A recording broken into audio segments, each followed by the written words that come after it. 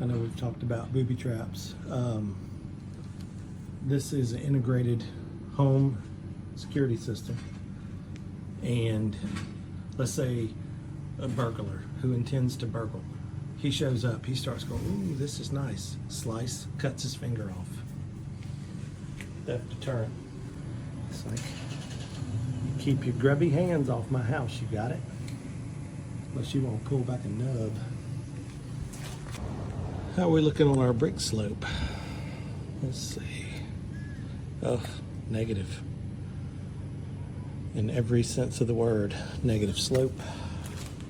Negative effects.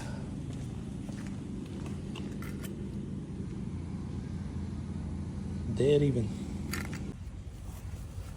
I don't know if you guys are insulating your gas line or not, but you're missing out.